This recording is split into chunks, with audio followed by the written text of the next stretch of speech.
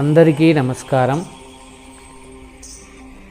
లోకపావని తెలుగు భక్తి ఆధ్యాత్మిక ఛానల్ ద్వారా నేను మీకు సుపరిచితమే.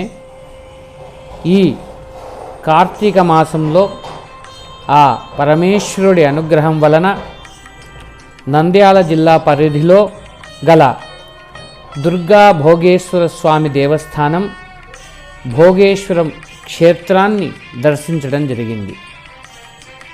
నిజంగా ఆ క్షేత్రాన్ని దర్శించే వరకు ఎన్నో సంవత్సరములుగా నంద్యాలలో నేను నివసిస్తున్నప్పటికీ ఆ క్షేత్రం గురించి విన్నప్పటికీ నాకు స్వామి అనుగ్రహం లేకపోవటం వలనో ఏమో నేను క్షేత్ర దర్శనాన్ని చేయలేకపోయాను.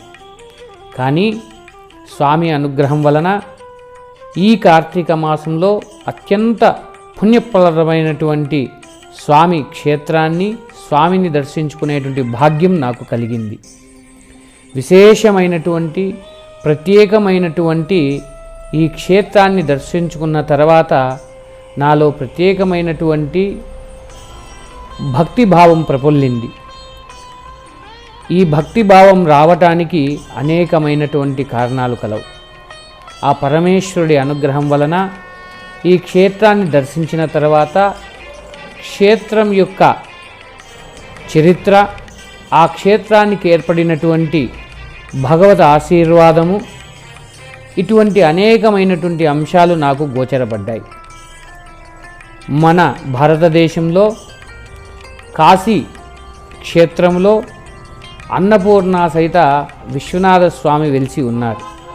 అదే క్షేత్రంలో కాలభైరవ స్వామి కూడా వెలిసి ఉన్నారు.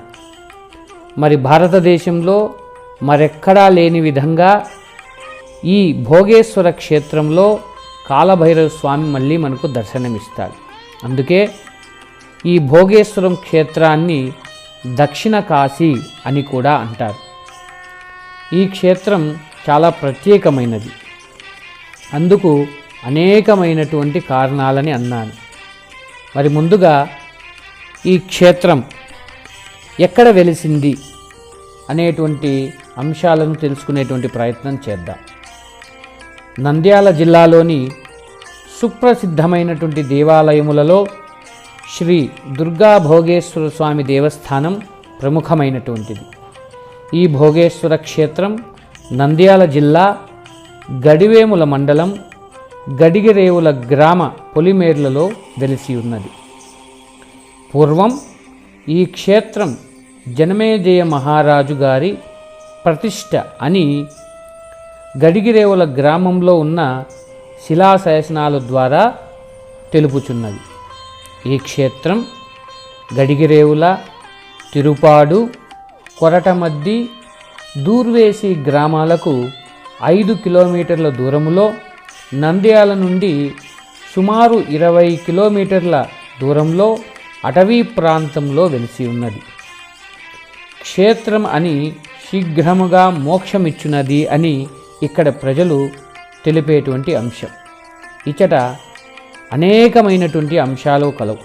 అందులో పశ్చిమంగా తూర్పునకు పారుతూ పశ్చిమ గంగా అని ప్రసిద్ధి కలిగినటువంటి పుణ్యక్షేత్రములలో ప్రధానమైనటువంటి పుణ్యక్షేత్రము ఈ భోగేశ్వర క్షేత్రం. ఇక్కడ గంగ ఎప్పుడూ పారుచుండును.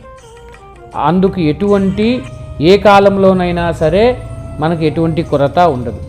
పవిత్ర జ్యోతిర్మయ భోగేశ్వరం మహాలింగం ఈ క్షేత్రమునకు ముఖ్య కారణం ఇచ్చట వెలిసినటువంటి పంచామృత శిలయేళ్లలో స్నానమాచరించి కష్ట పరంపరలను తొలగించుకొని ఇష్టార్థములను పొందవచ్చును. ఈ దుర్గా భోగేశ్వర స్వామి స్ఫటికలింగమునకు అభిషేకము చేసిన, అమ్మవారిని దర్శించిన ఉత్తమ గతులు కలుగులని క్షేత్ర ప్రశస్తి. ఈ క్షేత్రంలో అనేకమైనటువంటి ప్రత్యేకతలు కూడా కలవు. మరి ఇక్కడ మనకు 5 కోనేర్ల రూపములలో 5 మనకు కనపరుస్తాయి. మరి పంచామృత శిలయేళ్ళు అన్నాము. మరి అందులో తేనె కోనేరు, చక్కెర కోనేరు, పాల కోనేరు, అట్లాగే పెరుగు కోనేరు, నెయ్యి కోనేరు, ఇలా మనకు 5 కోనేర్లు కలవు. వీటిని పంచామృత కోనేర్లుగా చెప్పడం జరుగుతుంది. ఈ క్షేత్రములో ఈ కోనేర్లలో మరి అనేకమైనటువంటి కోరికలు కలిగిన వారు, వివాహము కానివారు, సంతానము లేనివారు ఈ కోనేర్లలో స్నానమాచరించి స్ఫటికలింగాకారమైనటువంటి స్వామినికి అభిషేకించి అమ్మవారి దర్శనం చేసుకోవడం వలన వారి మనోభీష్టాలు నెరవేరుతాయి. కాబట్టి భోగేశ్వరం భోగములను కలిగించున్నది అనగా ఇహలోకములో మనుషులకు మానవులకు అవసరమైనటువంటి అన్ని కామితార్థములను నెరవేరుస్తూ మరి శివలోక్యమును పొందగలిగినటువంటి వరమును అనుగ్రహమును కలిగించినటువంటి ఈ క్షేత్రము భోగోలు గ్రామం అయినప్పటికీ ఈ క్షేత్రం మహిమ వలన భక్తులు భోగేశ్వర క్షేత్రముగా ప్రఖ్యాతి చెందినటువంటిది. మరి ఈ యొక్క క్షేత్రమునకు ఒక చారిత్రకమైనటువంటి పురాణ ఇతిహాసములోని ఒక కథ కూడా కలదు. ఇక్కడ ఈ పూర్వం భోగోలు అనేటువంటి గ్రామం కలదు. అందున ఇది భోగేశ్వరమైనది మనం తెలుసుకున్నాం. అయితే ఈ భోగోలు అనే గ్రామమునకు దగ్గరలో ఒక చిన్న గ్రామం మామిడోని పల్లె. ఈ పల్లెలో ఒక బీద దంపతులు నివసించేవారు. ఆ దంపతులకు ఒక మగబిడ్డ, ఆడబిడ్డ సంతానం కలరు.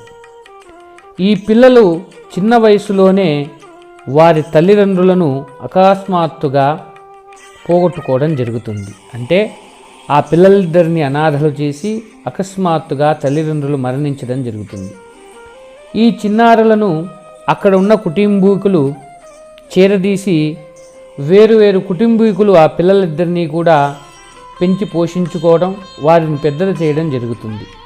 అయితే ఈ పిల్లలు చిన్న వయసులోనే విడిపోవడం వలన, వేరు కుటుంబాలకు వెళ్ళిపోవడం వలన ఒక సందర్భంలో వారు పెద్దయినప్పుడు ఆ కుటుంబాలు ఇక్కడ కలిసి ఆ పిల్లలిద్దరికీ కూడా వివాహం చేయాలనేటువంటి సంకల్పాన్ని తెలియచేయడం జరుగుతుంది.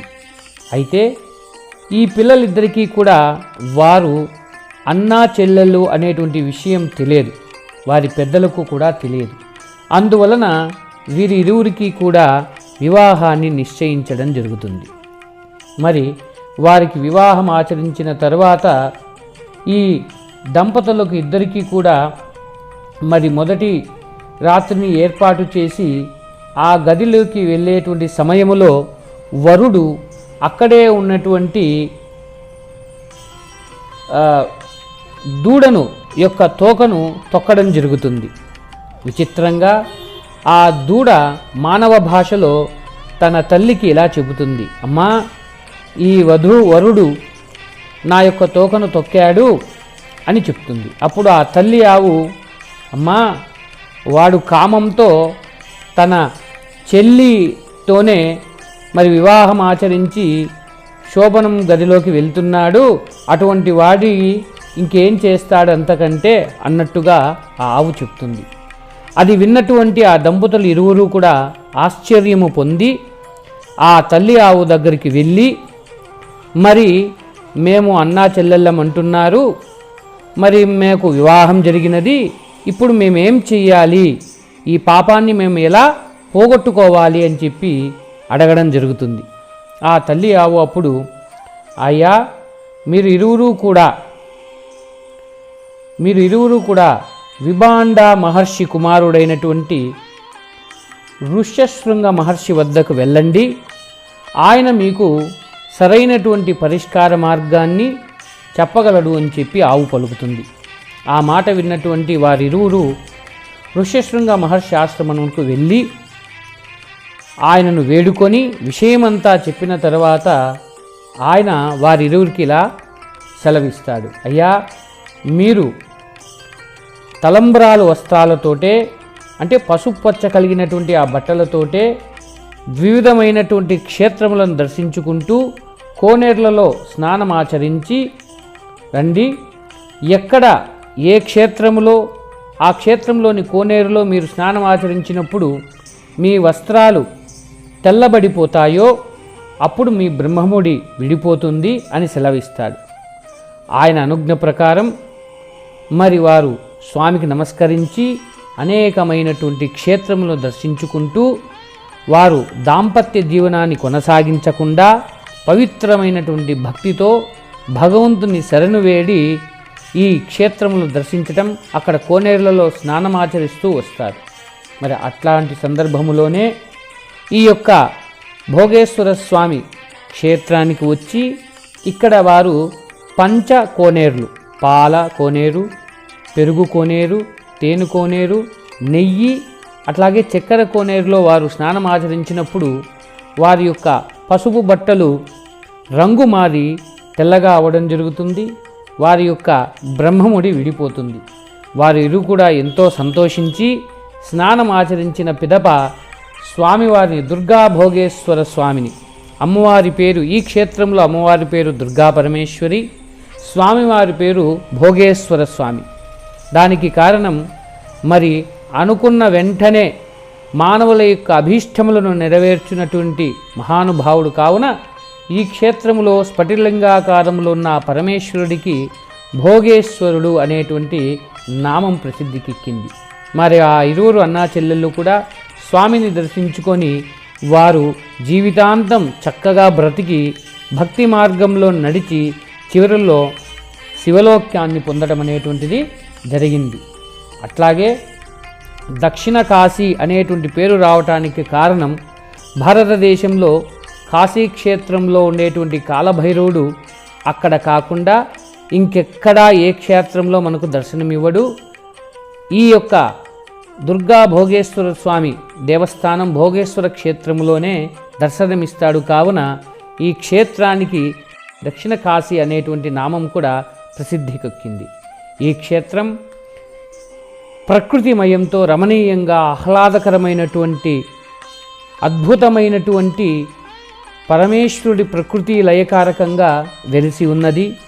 కార్తీక మాసమే కాకుండా సంవత్సరం పొడుగున భక్తాదులు వారి యొక్క మనోభీష్టములు, వారి యొక్క కోరికలను నెరవేర్చుటకు స్వామి సాన్నిధ్యాన్నముకు భక్త బృందాలుగా లక్షల్లో ఈ క్షేత్రాన్ని దర్శించడం జరుగుతుంది.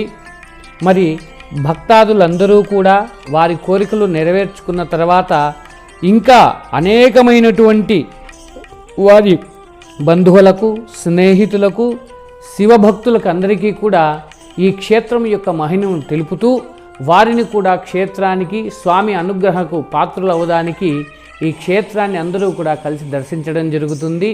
మా మహద్భాగ్యం లోకపావని భక్తి ఆధ్యాత్మిక ఛానల్ ద్వారా స్వామి శివశంకర్ గారి అనుగ్రహం వలన ఈ క్షేత్రాన్ని దర్శించడం, కార్తీక మాసంలో స్వామి అనుగ్రహానికి పాత్రలవటం, మీకు నాకు తెలిసినటువంటి సమాచారాన్ని ఈ ఛానల్ ద్వారా పంచుకోవటం అనేటువంటిది ఎంతో సంతోషకరమైనటువంటి విషయం.